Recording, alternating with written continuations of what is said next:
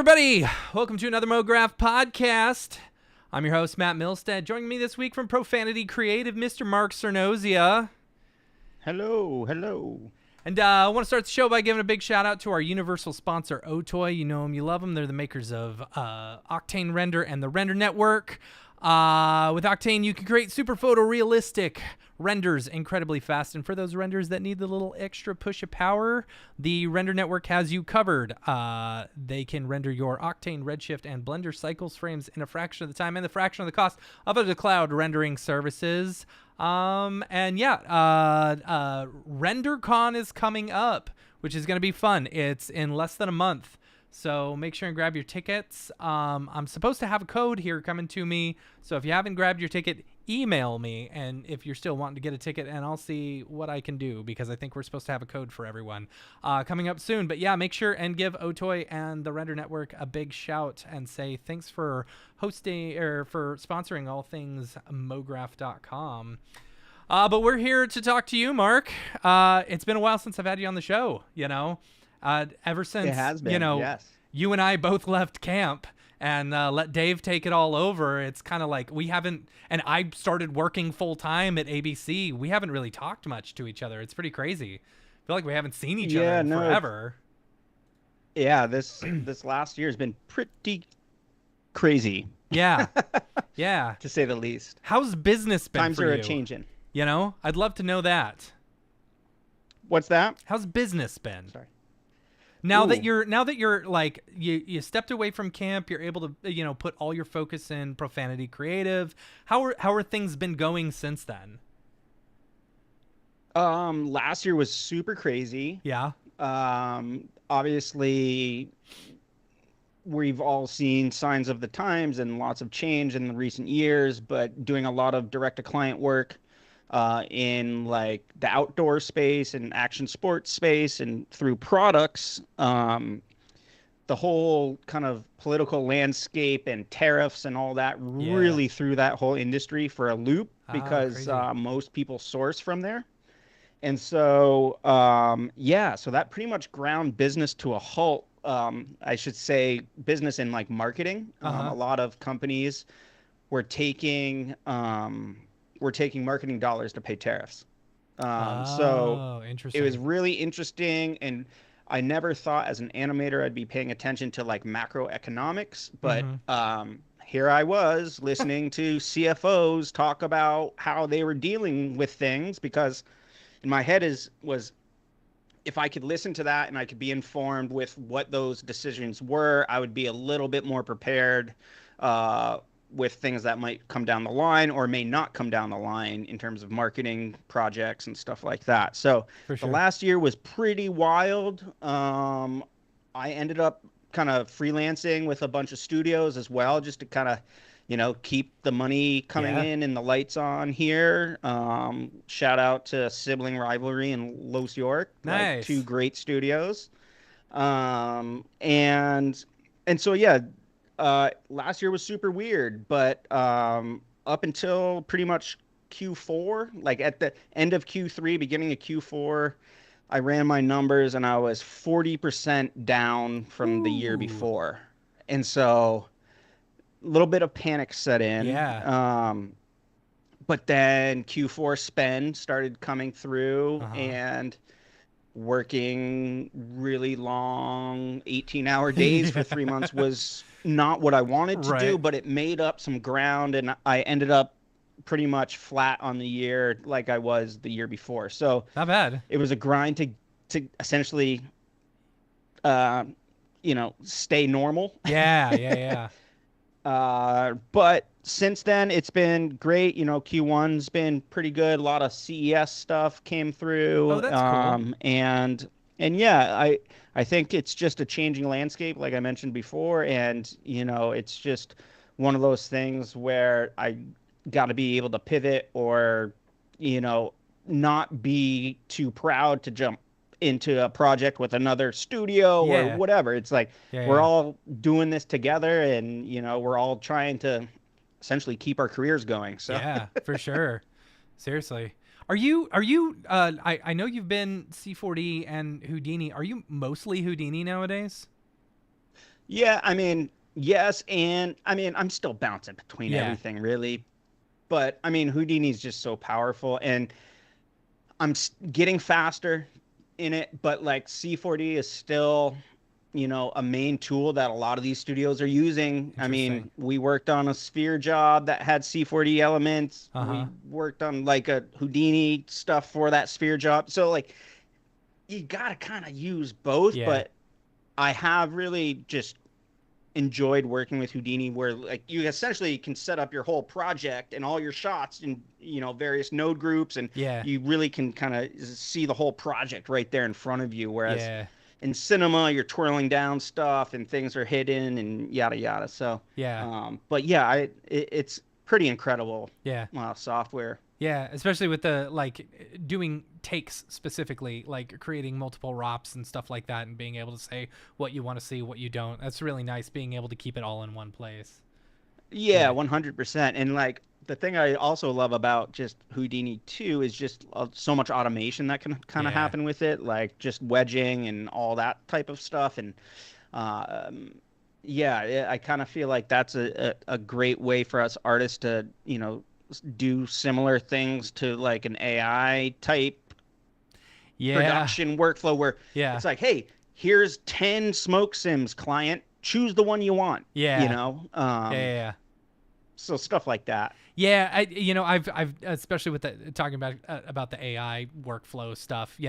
I've used the Otoy's new Canvas stuff a lot, Hmm. and because it's node based and things, like I really like that because you're able to go back and mess with things again and reference other things versus like a completely destructive way of doing it where it's like, okay, I generate my image, now I bring this into a whole nother thing. I know Hmm. Weavy is a big one as well. They're done by Figma, I believe. Yeah. They got bought by Yeah. Figma, and theirs is all node based as well. And the thing that I Totally. like about some of these node based ones is that you've got the seed open to you. So it's like Hmm. if you need to go back, it's not just a slot machine over and over again. You're able to reproduce the exact same thing over and over again with the same seed. Yep. 100%. And honestly, it's funny how like the node workflow, like I started using that back in like DaVinci Resolve and stuff, like trying to do color correction. And I was like, oh, the nodes kind of stack and you do this thing. Oh, Yeah. that's interesting. And then it was Houdini. And then all of a sudden it's like Comfy UI. And it's like, oh, to me, it just makes so much sense because it's essentially a mind map of all your decisions, right? Yeah. And Yeah. Yeah. so, and like what you said too, like just being able to play with the seed and generate lots of different outcomes, but in the same style, Yeah. essentially, Yeah. Yeah. Um, but Yeah. yeah, that I mean, I was happy to kind of jump into Comfy and really like start understanding that, and then like when all the online stuff started happening, Mm-hmm. like Weavy and there's Cursor and a bunch of stuff too, Yeah. it's like, oh, cool, like I don't have to run this locally, like I Yeah. can, throw it up to the cloud and get faster results. But Yeah, yeah, for sure. yeah. I have messed around with Comfy a little bit.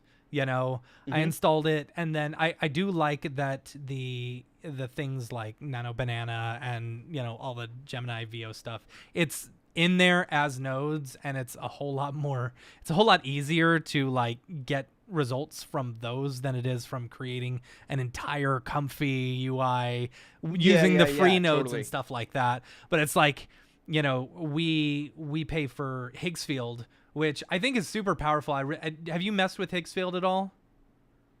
Just a little bit, not too much. Yeah, so it's one of those ones where it's like, oh, you can have all the apps for a small amount of money per month or something like that. Hmm. So you get the Nano Banana Pro, you get Higgsfield, which is their video one, and then they've got Higgsfield like Cinema Studio, which is pretty cool.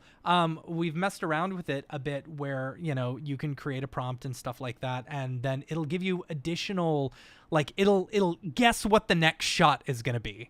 So Mm. sometimes it actually like really pays off. It's like, okay, I want this to happen. And it's like, okay, cool. Wide shot, now close up. And it's like, oh, okay, that worked pretty well. Yeah. That's it's funny you say that because I was thinking about this the other day. I was playing around with VO or whatever, the Yeah. whatever's in Gemini there. Yeah. Yeah. Yeah. And it's interesting, like, yeah, you can prompt your shot if you know, like, if you know exactly what you want, right? And Mm-hmm. you're like, you're going in, you're like, this is what I want, like this lens choice, whatever, camera movement, yada yada. But the thing that I'm finding a little interesting with that is, as someone who used to like shoot video and make movies, Mm-hmm. for funsies more or less, but Yeah. like, um, you don't have happy accidents if you are planning every single thing. Yeah. Yeah. And like part of the filmmaking process for me was like the thing that happened after the cut, For sure. right? Or like the improv that happens. And so it's like, when you're having to stay so narrowly focused and like Mm-hmm. prompt exactly what you need, like 100%, that's very cool and it has its use case. But I feel like as the creative in charge of that, Mm-hmm. it's you don't really have those accidents or those whoops or those mistakes that you're Yeah. like, oh dang, that lens flare looks great. I didn't intend that, but Yeah. awesome. And so like playing around with something like what you were just speaking, was it we oh no, Higgsfield, Higgsfield. Yeah. that it can like guess or maybe try Yeah. something and you're like, oh, I didn't think of that, Yeah. um collaboration, I guess, Yeah. Yeah. Yeah. Yeah. Yeah. It's in a weird way. it almost feels like, like, remember early days of Midjourney, which Yeah. I'm curious if Midjourney's even like doing anything nowadays, because I don't know. I know I'm not paying Yeah, I was for it playing around with anymore, it quite a bit. I thought their video model was doing pretty cool things, Yeah. but yeah, I haven't been on it for a while Yeah. because Like, it was like those and, happy yeah. accidents that you originally had with Midjourney. Early days of AI and stuff. It's like, I want this, and it would just like imagine, and you're like, okay, that's not what I was thinking, but that's cool. That's really cool. Mhm. Mhm. Yeah. 100%. And yeah, and I just noticed that OpenAI today sunset Sora or whatever, Yeah. which Which is I don't crazy think because is a like what is that, 1 year? it was a novelty thing, I think. Yeah. And it was like cool for everyone to play around with for a second. Mm-hmm. And then it just kind of like fell off. And I did see some stat that like month over month they've been losing like 30% to 40% of users. It's just like falling off a cliff, but yet they're still essentially paying for the entire data center to run it and all the so it's not too surprising that I they don't get sunset it, it. honestly. Like, ChatGPT was great when it first came out, but I don't think it has evolved in the same way that some of these other AI LLMs have, come up. For example, Mm-hmm. I was working on a project in Unreal, like 4 months ago or something like that, and I didn't know how to do it in Unreal. I was creating basically a VR game, like basically a visualizer for like a project, so that we could see what it looked like, while we were there, Mm-hmm. Mm-hmm. in VR. So I'd never made a VR project before. So I was going through and asking ChatGPT, okay, what is this? What do I need to do? And it was just it wasn't great. I went over to Claude and started asking questions, and it's like, oh yeah, you do this and this and this and this and put this code here. And it's like, whoa, Claude knows so much more about programming and like, some of the more techie stuff, that we're doing every day. It's the same with Yeah. like Houdini. I'm able to give it the Houdini API and be like, I need to create a program for Houdini or a little shelf tool, that I want to build. And it's like, okay, here's what you do. And Chat couldn't handle that. No. I feel Yeah. like Chat GPT nowadays has just become, it's the boomer LLM, it's the Yeah, I was one. gonna say it's like the MySpace now, Right. Yeah, and it's just it's what people go to when they want to ask like questions. It's your first Google that you go to, Well, what's interesting, and I noticed this about a month ago. my wife just started using Gemini instead of Yeah. ChatGPT. Yeah. Like she's like, it's better results. It's just like, and I was like, oh, interesting. Yeah. Um, Dave's so been yeah, really big into Gemini as well. Like, he hasn't talked much about ChatGPT or like any of that stuff, and he says he's fully on board with all of Google's tools, and that's not surprising. I mean, yeah. Google has all our I mean, they information; have it's got to lots of train it stuff. on. Like I Yeah. was playing around a bit with Notebook LM, Uh huh. and that's insane. Yeah, I haven't messed Just with that. generating like slide decks or explainer videos, and it, it- it's a really interesting way to like, and I know they kind of sell it as this, as like throw information at it to learn it. Yes. Like I'll make you a podcast so you can listen to it on the way to school and Yeah. blah blah blah. And so I've like thrown a lot of stuff in there just to understand it, Yeah. or like figure out how to explain it better, Yeah. So things like that are super cool. But So you posted a couple days ago this whole little thing on your Profanity Creative Instagram, about these different like Claude agents that you created in order to like, kind of like maximize the amount of, stuff that you're doing in a day, you know? mhm. Talk to me a bit more about that and how you're incorporating some of these AI agents to help you run your business on a day-to-day basis. Yeah, so dude, I'll tell you this. I had no freaking clue it would like catch some wildfire like it did. Like I I'm can't tell sure, you how yeah. many freaking DMs I've gotten.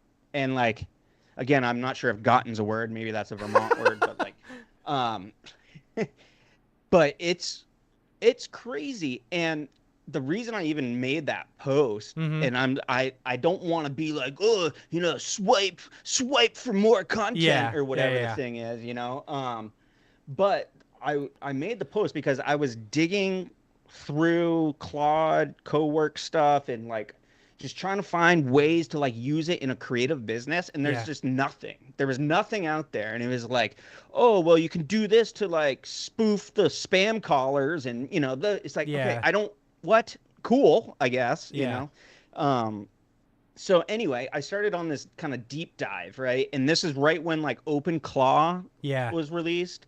Shout out to Casey Hupke and even Liam Clisham, who were yeah, like saying like, "Yo, I've got OpenClaw running.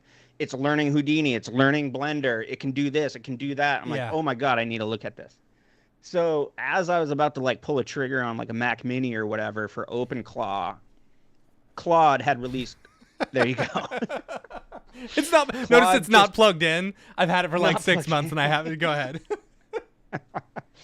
but Claude had just released Cowork. It was like whatever in beta for like paid subscribers. Mm-hmm. And Cowork essentially allowed you to utilize connectors where you could connect Claude to Notion, Gmail, whatever. Security Mm. risk, sure. But if you kind of sandboxed it, Yeah, right, and kept it very narrow and very narrow permissions, I was like game to at least try it. In the fact that it was released from Anthropic, it yeah, still says like we're not liable, yada yada. But yeah, like, okay, better than just like open source, open claw, where I have no idea what I'm installing, um, and so I had been using Claude just chat, yeah. right, Me too. and like all of us, we've all been using these LLMs ever since they've kind of like come out, really, like years ago, right?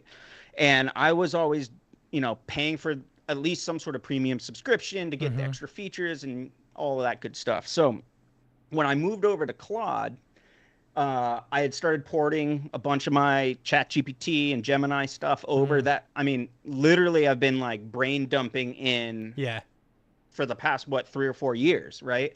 And so I had this kind of like brain of like my business that I had been bouncing ideas and projects and how should I do this? What should yeah, I price this? This is how I built things. Yeah. Like the whole shebang.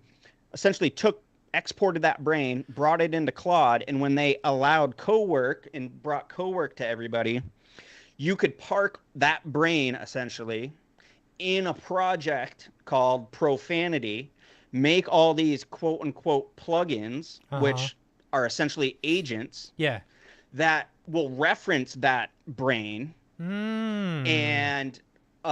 and then those like agents can connect to Figma, can connect to Slack, can connect to Gmail, to Notion, and all that. So what I ended up doing was, rather than making one agent that can do it all, Mm-hmm. I made a producing agent, Uh-huh. I made a biz dev agent, Yeah. I made a copywriting agent, I made a social media agent, and I made a IT agent.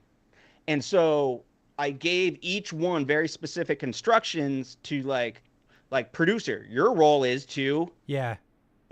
proposals, bids, communication, keep us on schedule, blah blah blah, just like you would onboard anyone, Yeah. right? But instead of like them taking, a week or two to get up to speed and understand your brand voice, your tone, Mm-hmm. how things operate, it just works. And it's all just They're up reading to off of speed. this one brain that you just dumped everything in.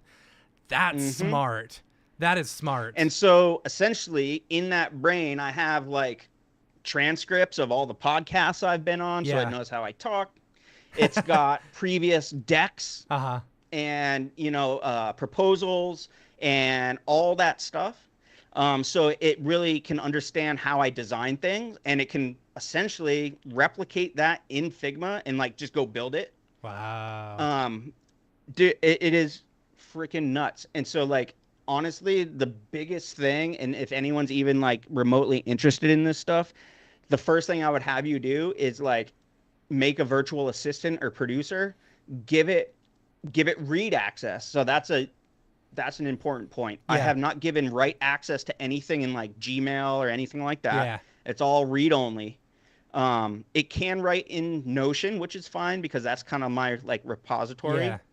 Um, but make a producer who understands your project workflow and all that, which is also great because as freelancers and small studio people, right? Like, we all do things a little bit Yeah. differently. We Yeah. all Yeah. kind of get to the end at at the same end result, but being able to have all these employees, quote unquote, just already understand the process, Yeah. it's like, all right, sweet. It's like plug and play. So the producer understands everything that I'm doing and have done, and I've given it read access to my profanity email, which is not like open. Yeah. It's still a very dedicated, it can only read certain things. But I can say, hey,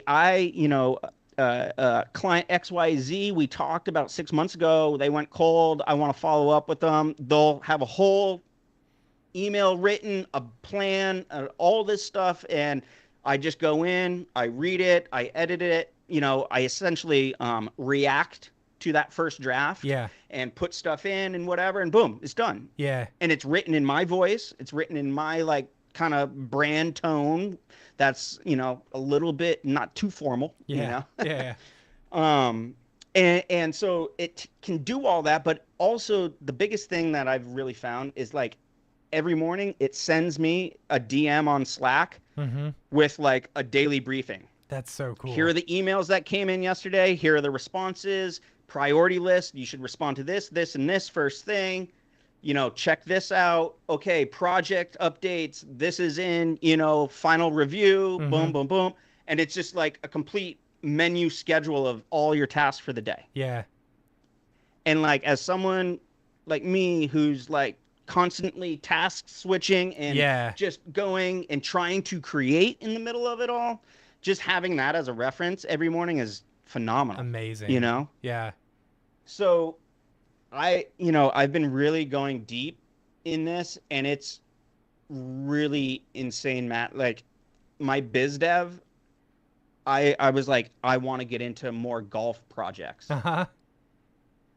So it went to work for 2 hours, came back to me with a 20-page PDF of Wow. tier one, tier two, tier three, of tier one clients, tier two clients, tier three clients, why they're in certain tiers, Mm-hmm. what their marketing spend is if it can find it, what their capital raise is if they can find it, the CMO, head of marketing, like Wow. all done. And it just like did that when I slept, That's amazing. And so, like, as someone who's essentially I mean, I'm doing this already, Yeah. and I honestly just don't have the capital to hire someone. Yeah.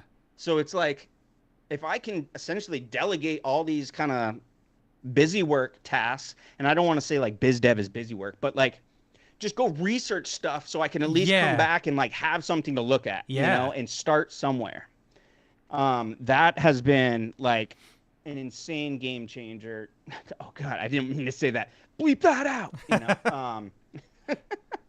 But even like I created a new skill for my producer today that's project post-mortem, Okay. I like right? that. So it's like I never do those, but Mm-hmm. it gave me an 8-page post-mortem about like everything that went good, things that could go better, what we could do next time.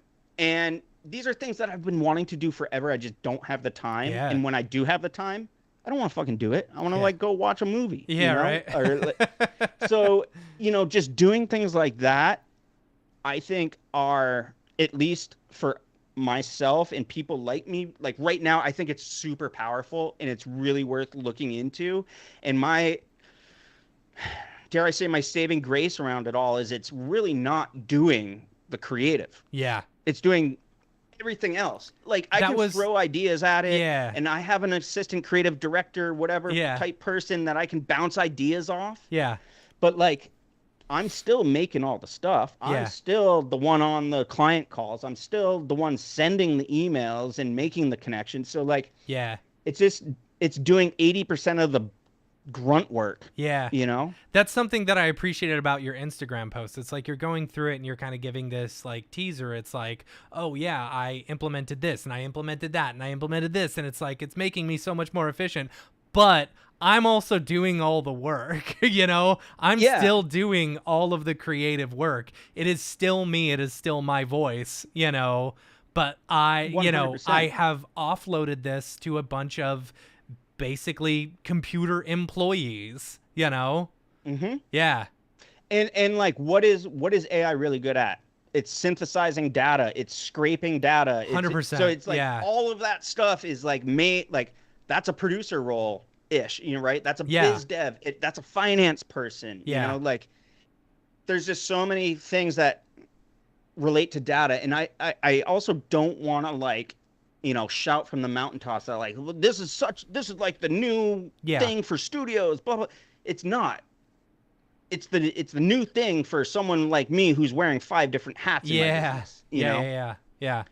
because like that's fun, but I also, don't want to be biz deving all day and then like sign off and now go to work and actually do Yeah. the animations, Yeah. Yeah. So Yeah. like so that's been really interesting. And honestly, the thing is that every day there's something new. Like they just released, now you can do it on your phone, and Yeah. now Claude Cowork can take control of your entire computer, right?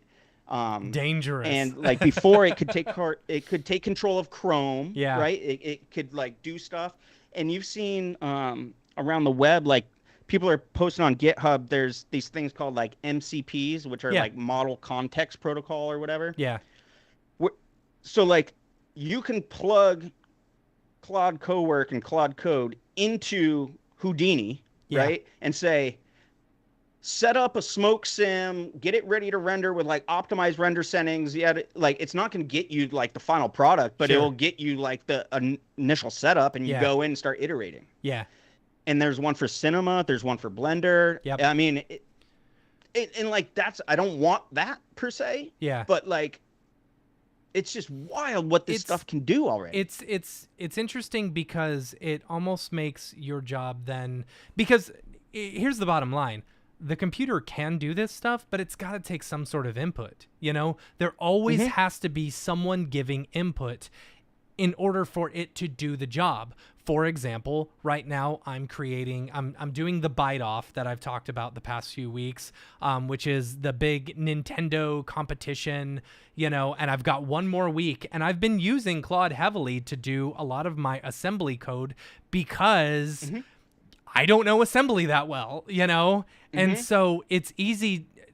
Claude is not creating this game for me. It's helping me code the back stuff, but I'm the one who has to say, this does work, this doesn't work, let's implement this idea and such like that, instead of like it being like, oh, you want to create the game? All right, I'm going to do it all myself, Yeah, like, here it is. Right. And you're like, okay, well, that's not what I wanted, so, Right.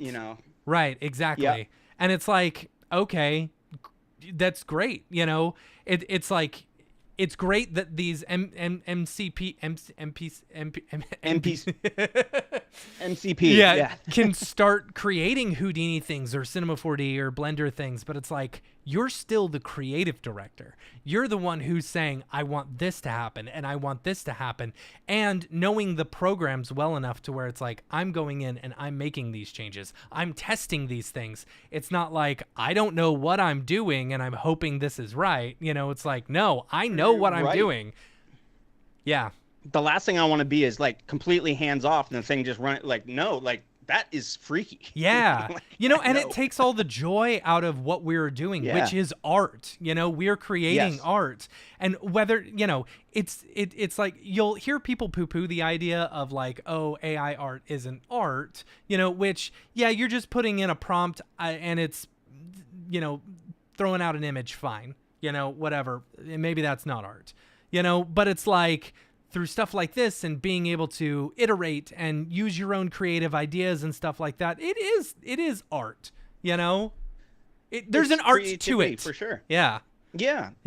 Well, and the other thing that I've found, like, outside of just kind of more of the busy work stuff, was creating all these like little fun apps. Yeah. Like, I made a so project much. archiver that can like go through and clean out all the cache files. It has a UI, so I select what I want and what I don't, where it needs to clean and whatever. But it took like, and it will then bring it in and zip it and put it on a separate drive. And it was able to take like a 80 gig folder and make it like 30 gigs. And it's like, sweet, thank you. That saves me a bunch of space on Dropbox, and just fun little apps like that. Like I made like a brief generator because a lot of like clients will come to me and like have the idea and want to do a 3D video but have no idea how to brief it in, or so it's like they can go through that. I've got a pricing tier type thing that I've made just for like internal reference, and even just playing with data, right? I made this one website that pulls in live weather from the top of Mount Mansfield here in Vermont, our highest peak, and makes a generative snowflake based on the temperature, the wind direction, the wind speed, the amount of precipitation, like all this stuff. And so like it's a one of one every time you kind of refresh it. And like, I want to port that into Houdini and then like figure out a way to like render that. You know, there's so many things to make. It's funny because, and I've mentioned this story before, but it's like the other day I accidentally rendered some Houdini files and they had a really long name and I needed to rename all my files. So instead of going online and being like, find me a renaming software, blah, blah, blah, that'll do this, I literally one-shotted it in Claude and was like, I need this in order to rename these, blah, blah, blah. And it's like, all right, here you go, throw this into Visual Studio and build it. And sure enough, there it was. And it is now like one of my go-to. I have done it. I've used it many, many times where it's like, I just need to rename a whole bunch of JPEG files in order, and stuff like that. And it's fantastic. Being able to, even just like making little shortcuts in Windows for like, right click, you convert to like a high res H.264. Yeah. One of my favorite things that I did, I made a shelf tool in Houdini because the thing that I missed most about moving from Cinema 4D to Houdini is the solo button, and being able to like solo just that one node. So I created, it was really easy. I did it in maybe 20, 30 minutes where it's like, okay, I want to be able to take the selected node, I hit the solo button, it changes the icon to on, it stores the state of all the nodes, but only turns on that one. And then I click it off and it restores the state of all the other nodes. It's like, dude, that's such a useful tool. Totally.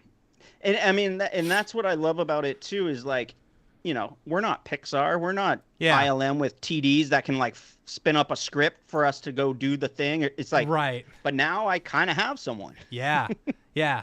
Yeah. Yeah. I And so it's pretty wild, man. Like I think this is, I'm still just a believer that like if we can optimize our time to spend more time on the creative, then I think that's kind of the road and the lane I'm starting to go down. yeah.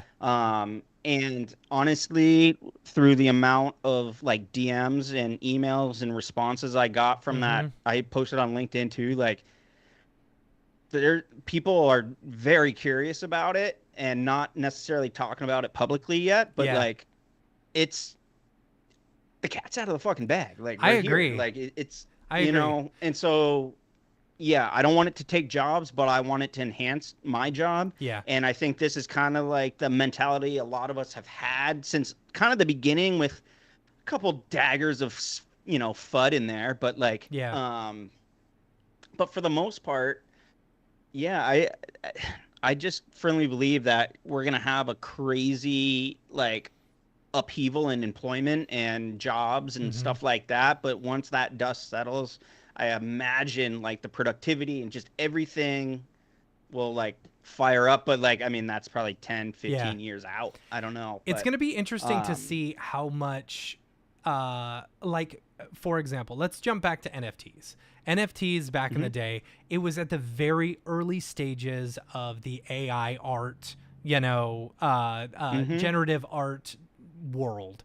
So you right. started getting these AI or these whatchamacallit, the PFPs or whatever, Mhm, that were just using AI art to do it. And it's like, oh man, now we're getting all this AI art in NFTs. It's kind of ruining the space, mhm. along with it just, kind of being a rug pull for a lot of times, you know, but it's like that became a point in which we had to like really look close and be like, is this AI, is this legit, is this whatever?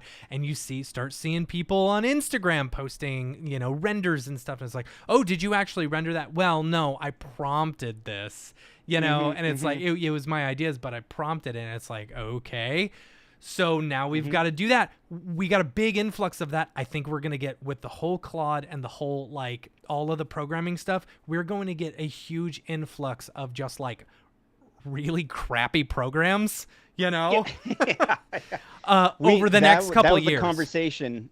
That was the conversation on the MoGraph Slack today of just Yeah, like how much crappy vibe coded stuff is just going to be out there now a hundred and percent. whatever. Yeah, And it's interesting yeah. if you go to AE Scripts. Like, don't get me wrong, I love AE Scripts. I believe it's Larry who runs it.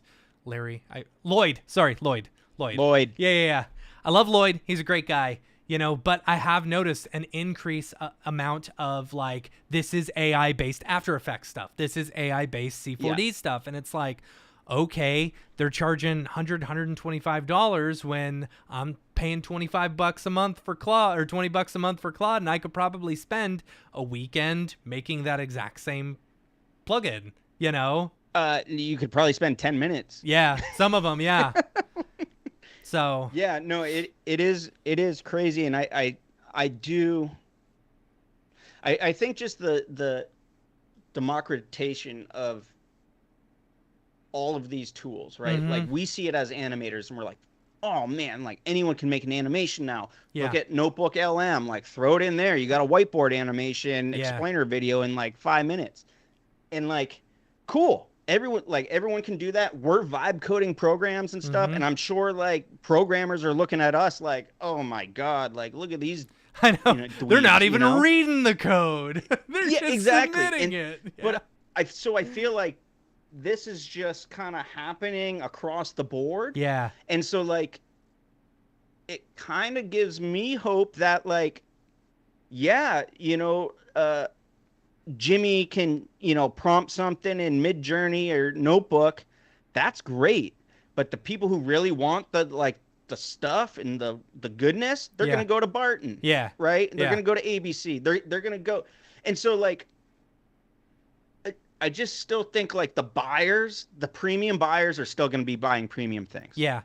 Yeah, I agree. I totally agree, and I think a lot of them are going to get more comfortable with the idea of using AI, especially if that's able to like improve the quality or the amount that they can throw at a job and keep the budgets the same, you know?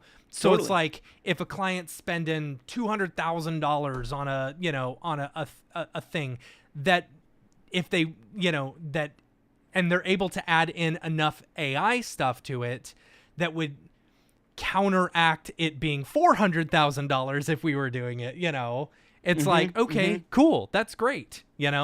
Let's do that. Well, and like, and if anything, it seems like the timelines and the deliverables are getting more and the timelines are getting smaller. Yeah. The budgets are also starting to shrink a bit too, Mm-hmm. but within reason and all that. And I tried my best to pay attention to like things that are happening in our industry, and I Mm-hmm. see there are quite a few studios using AI Oh, right yeah. now and Yeah, doing yeah, yeah. AI jobs and doing this, and it has its place, Yeah. right? And they can, riff off things or whatever, and maybe use a few assets or a scene or whatever it may be.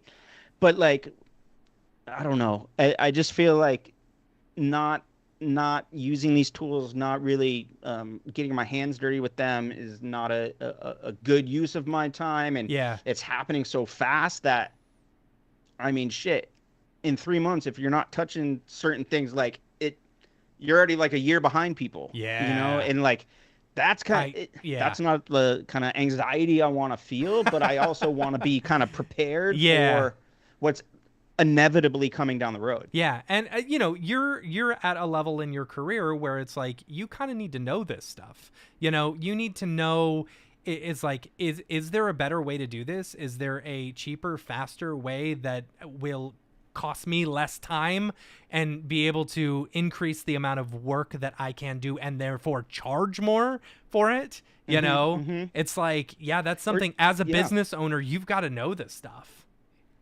Well, even starting like thinking of these different workflows, right? Mhm. And things where it's more of um, like coming up with the idea just to do it. And it's like, oh, wait, that worked great. And then people are like, oh, wait, you have a virtual producer who's going to send you this. And it's Mhm. like, oh, okay, yes, that makes total sense. I should try that. And Yeah. so I don't know. Yeah, just it could I could come back in 6 months and be like, this was a terrible fucking idea. Yeah. I don't know. But as of now, it's allowing me to be more productive. And yes, I'm going down the wormhole of like figuring it all out Yeah. too. But yeah, luckily I have a little bit of a lull to like kind of Yeah. spend some time in it now. Yeah. It's funny. But the one Go thing ahead. I Yeah. was gonna say too, just about like I know we've been talking about lots of AI and the LLMs and all Mhm. that, but I think what's really made the system that I built so far as powerful as it is that I have 10 years of documents and Yeah. pitch decks Yeah. and that's just me. I can't imagine someone like a Laundry or a Buck or a whatever. Like you start throwing 20 plus years or like Barton and ABC, like Yeah. you throw all of that stuff in this like central brain and have all your employees know it. I mean, that's, I think, the superpower, and that's something that really sets it apart from a lot of the other things I've experimented in the like kind of chat agent co-work kind of land. Yeah. Um, and without that, I think it would not work as well, Yeah. So your mileage may vary. I like that. Yeah. Yeah. It's funny. It's something I'd love to bring back up something that you talked about earlier where, you've got people in our industry now dabbling with coding and stuff like that, and you've got people in other industries dabbling in video, generative video and stuff like that. And it's almost like it's evening the playing field for all of us. It's like, Hmm. okay, this person who doesn't know anything about video is going to go onto Higgsfield and prompt something and be able to use it. You know, us as industry professionals will be able to look at that and be like, okay, that's not great, you know, but I see what you're trying to accomplish. We could do it better if we were, you know. But then you've got the coders who are like, oh, this guy like vibe coded this entire plugin. Let's look at the code. Oh, this is trash, you know? But it's like, it's evening the playing field. Yes, there's probably more slop out there, but, you know, we're able to accomplish so much more. All of us. 100%. And like, oh, wow, that website's really cool. Did they build it in Framer, on Wix, on Squarespace? Yeah. Did they vibe code it? Like, it doesn't matter. Yeah. It's a cool website. Yeah, as long as it works and it doesn't like, you know, isn't filled with malware. Yeah, well, which is a concern. 100%. Which is a concern, especially, you know, using OpenClaw and stuff like that. You know, I think I saw this video today where it's like, someone the top app on OpenClaw was a Elon Musk like tweet generator or something that everyone was downloading. But if you left it long enough, as soon as your computer like went to sleep, it would secretly install like, you know, code that would steal your identity and stuff like that. And it's like, perfect, bro. You know, I can only imagine how the Microsofts and the Apples are responding to stuff like this, where it's like, we're gonna have to up our game on, you know, antivirus stuff and things like that, you know? Yeah. Because it's like, I was thinking about it today. It's like, okay, well, how do you make sure that a human is using your mouse and not, you know, something else? Oh, let's create a biometric mouse that only works if you're actually completing the circuit on your hand, you know? It's like, I don't know. Are we going to have, you know, safeguards that way? Well, don't they have the apps that like wiggle your mouse? Yes, like, they do. When you were working from home or yeah. It's like, no, what 100%. The security stuff is definitely a risk, and it's also brand new, and you know, like things are moving very fast. And one thing, I didn't buy a Mac Mini, right? But I have my Mac Air laptop, and I use it when I travel just to remote into my main machine here, and so I have it all sandboxed on that. Oh, like, cool. It's not on my work machine. It's not like I can talk to it via Slack and Discord and share things. That's and, cool. You know, whatever. But yeah, I have it pretty locked in like this one computer, right? And like it's only got access to these certain things. And sure, if someone wants to hack me, go for it. But like, you're not going to find anything cool. Yeah. Do you? But yeah, 100%. The OpenClaw and all that like really just like sparked a whole new like not revolution, but a whole nother like leg of this AI thing. And what I really do think is so cool about that is like OpenClaw was like some dude's personal project. Really? I didn't know like, that.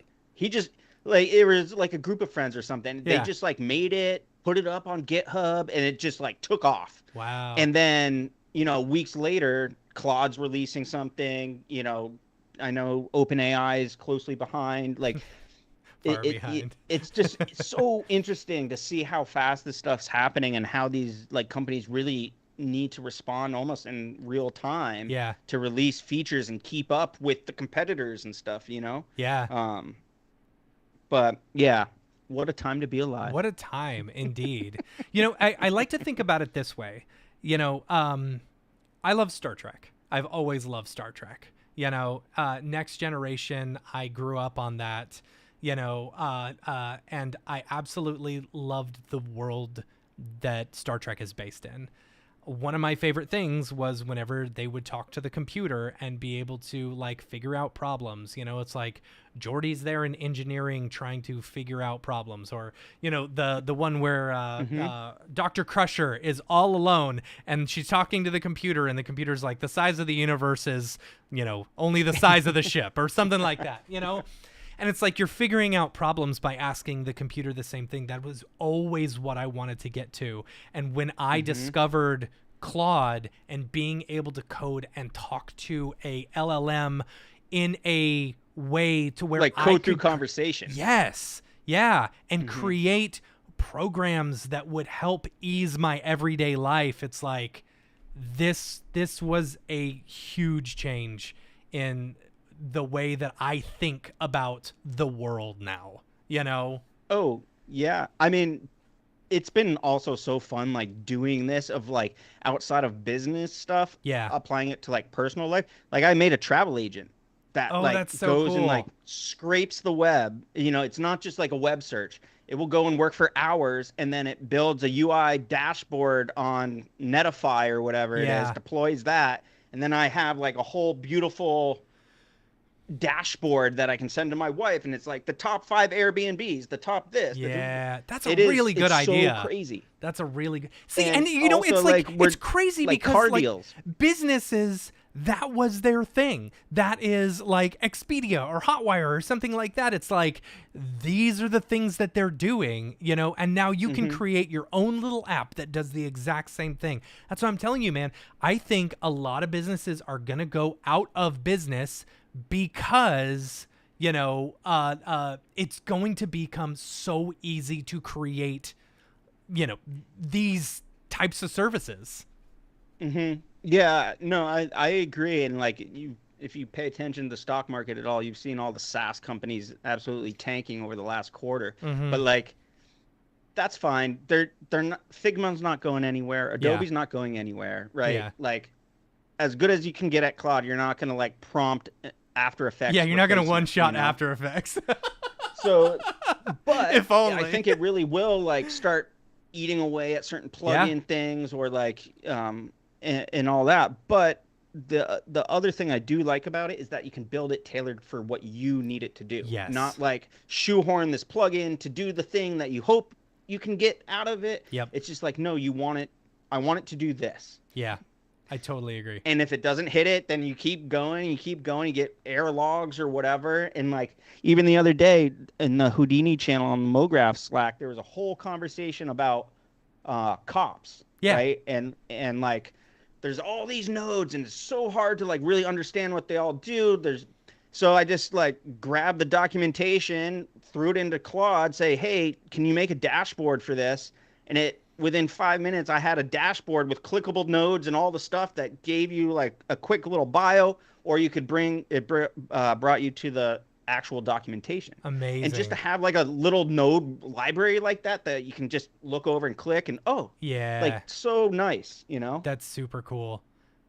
Like that's an interesting, that brings up a really interesting point, because it's like, okay, now my mind's going, it's like, where would you iterate from that? It's like, okay, my biggest problem with Houdini is I know how to do it in C4D, but I don't know what the nodes are in Houdini, and it's like, okay, what if I Exactly. can categorize all of these and then say, okay, here's my database, Claude, tell me which one does this. Done. 100%. Or like you essentially make a little wiki for yourself and you're like cloner and it's like copy to points, Yeah. you know? Yeah. Use mops. Yeah. And honestly, I tried to run the whole documentation through it and it was like caught fire. Like, Yeah, no, yeah. sorry, this is way too much. I've tried that too. But I think if I went chapter by chapter, like, Yeah. like cops, sops, lops, like all the stuff one by one and how to do it. Yeah. And I mean, honestly, Side Effects has great They documentation really already. do. It just like lays it out differently. Yeah. You know? Yeah. That is one of my favorite things about Side Effects is I can throw down a node, I can right click and say help, and it literally brings me up to everything. C4D was Yeah. like that for a while, but it's like it became like missing, at a certain point. And Yeah. I love that like a lot of developers have incorporated those as well. So it's like if you open up mops and you right click and help, it'll bring up documentation as well. If you bring up like Paradigm or Axiom or something, it will also bring up, it's kind of like, hey, let's stick within this workflow and stuff. Yeah. Yeah. I was just gonna see if I could send it to you real quick, but yeah. I mean, I'm learning a whole lot of like deployment stuff and all this Yeah. I'm learning a lot of like web dev things, which Yeah. is cool, but like, yeah. Um, Do you ever get frustrated with Claude and start cussing it out? I have a few times. I haven't got there yet, Okay. but yeah. Try programming in assembly code. Oh God, yeah. There Having you it go.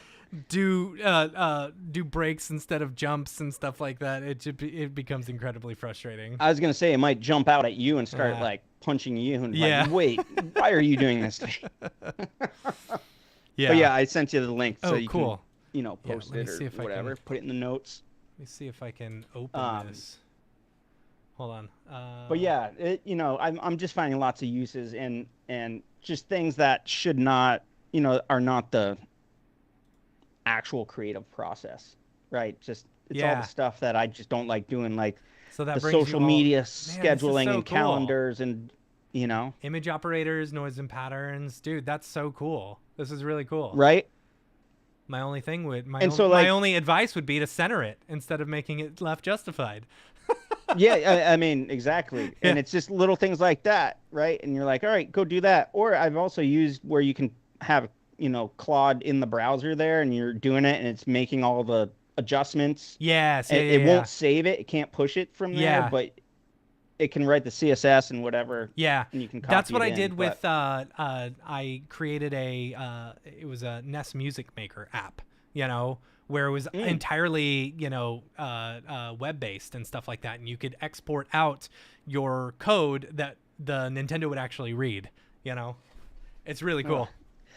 Dude, I mean, the same thing. Like Framer's got a terrible video player, and Uh I was huh. like, I want to make a new player for Framer. Yeah.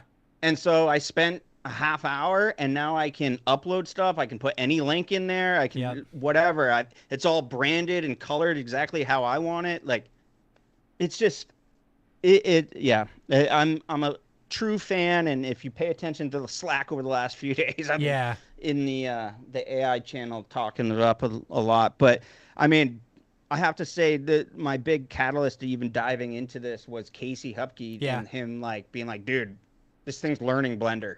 Yeah. Like, okay, I need to figure Yeah. this thing out. Yeah. I know. And I always that's one thing that I do love about the Slack and kind of the hive mind that we Mm-hmm. have there is like there are so many people playing with things Yeah. and doing interesting things and like it's I don't know, it's pretty fun to pay attention to that stuff and then like have that kind of spark something in your head and Mm-hmm. inspiration to go try it, and yeah, I mean it's exciting. Yeah. I didn't intend this to be all about AI, but like Eh, it's I had a feeling we'd talk about it, 'cause yeah. it's an exciting time. It's like I don't know. This is really, other than like the first time I saw Midjourney creating like images and stuff. This is the first real time where I've been like, okay, I see the good parts now. I see how it Yes, can make yes. my life better, you know? Fully agree. I thought I like it was the mid-journey moment for me. It Mhm. was the first time using ChatGPT and then is the first time using Claude and how accurate it was Yeah. and how accurate it has stayed. Uh-huh. Yeah. You know what I mean? Yeah. Fancher Um, said no one makes motion graphics anymore. We just dev custom tools now. hell yeah, Mark, Dude, that's right. it's crazy, He was part of that convo earlier too. dude, the amount of tools that we have made that internally that make our lives just exponentially easier, it's like stuff that used to be painful to do Hmm. is now just a couple clicks, and it's like, Totally. all right, I'll take I that. mean, I'll take that I life love any like day. just making fun tools like that, Yeah. and heck, if I use it once and I spent 10 minutes on it, it was worth it. Yeah, right? And if you use it more than once, then it's like, okay, cool, you know? Totally. Yeah. Totally. And yeah, I mean, I've just really enjoyed, I've really enjoyed it's how should I say this? Do you remember like when you first started getting into like animation, motion graphics and Mm-hmm. stuff like that, and you found YouTube and it was like this endless library Yeah. of knowledge that you could dive into and you're like, oh my God, this whole new world. Yeah. I'm getting similar vibes from like this of like, oh my God, like, okay, Yeah. what can we do with this? Like Yeah. this is really cool, Yeah. you know? And It's like the ceiling has been completely blown apart, and like what you are capable of now is exponentially more, all because of this one tool. Yeah, and I hope no one holds me to that standard. I mean, yeah, yeah, No, 100%. And I'm really excited that like there are quite a few artists starting to experiment with this stuff, yeah. because I love just like learning and like comparing notes and Mm-hmm. like having these Slack threads and just things happening, and like all of us, like, I don't want to say vibe coding, but like I essentially mean, doing that all yeah, together, and yeah, like bouncing ideas off each other, and like, oh, look at what I just built. Oh, I'm doing this, and oh, I'm doing that. It's like, oh man, things that I didn't even think of, yeah, So, yeah, um, and here's the thing: as 3D artists and motion designers and all that, most of us are pretty damn technical, right? yeah. Like Yes, we yes, can yes. we can fumble our way through pretty much any program. So the fact that like a lot of our like kind of technical artistry skills are starting to like apply outside of a canvas Yeah. is really interesting to me, Mm-hmm. and what people think to do, can do, and whatever, that they just never had the ability or tools to do beforehand. Like, uh, make your own custom travel agent. I mean, Yeah. a year ago, cool. That would have been like a 3-year personal project to Yeah. really dive in and Yep. figure it all out, Yep. And so just things like that. And now with the web being all API this, API that, and Mm-hmm. there's just there's so much connectivity, Yeah, and I so agree. like let's see where we can take it. I agree. All right, Mark, thanks. So I know you got to run, but thanks so much for being on the show. I really do appreciate it. Yeah, Yeah, and thanks to everyone fun. for tuning in. Make sure and join us. We've been doing our Thursday live streams. We're going to keep those up. I really enjoy the Thursday live streams. It's so chill. It's it's our weekly free for all where we explore all things MoGraph, video games, Houdini, Blender. I've been doing the video game for the past couple weeks. I was out last week on a shoot, which was a lot of fun. But yeah, we're gonna continue on. I got 1 week left before Bite Off ends. So I might be doing music this week, which will be Oh, there you fun. go. So we might be Oh, writing so music. this doesn't apply to that, but there's an MCP thing for Ableton where you can just Really? prompt, and it will Oh. lay out the tracks. It's Yeah. yeah, dude. Yeah. Yeah. You got to try out my Nest Music Um, Maker. It's pretty cool. It's just 4 tracks, and yeah. but it's pretty neat. Yeah, and also if you haven't done it already, make sure to sign up for your very own MoGraph.com account. It's a one-stop shop for everything a motion designer needs. Demo, reels, projects you worked on, post jobs, apply for jobs, digital goods. And I would like to say, if there's any features that you would like to see from MoGraph.com, let me know. We've got a lot of users. I think we've got like 1,400 users, but they're not super Nice. active. I would love to see more people active. So I would love to know what you would like to see. How can we improve MoGraph.com? How can we make it better? How can we make it better for the community? That's really what I want to know. Now that I got cloud, I can do anything for the community. There you go. Post your vibe coded project. Right? Yeah. So Mark, where can people find you online if they want to find you? Yeah, profanity.tv. On Instagram, we're profanity.creative. And then you can always feel free to shoot me an email, mark@profanity.tv, or find me on socials, LinkedIn, whatevers. I do want to just give a quick shout out to the whole Australian motion design family. I know you guys all lost a close friend in Will this past week, so thoughts and prayers are with you all, and sounds like a solid stand-up dude. So sorry Yeah. that y'all are going through that. Yeah, that sucks. Yeah. All right. And on Sorry that to end note, it on a bad, no, it's all right. like a note like that, but Yeah. we're all here for you. We love our Australian motion design group. Yeah. Yes. Yeah. Well, thanks to everyone for watching. Thanks, Mark, for coming on the show. Until next time, I'm Matt, and you are Mark, and we are out of here. Later, yo.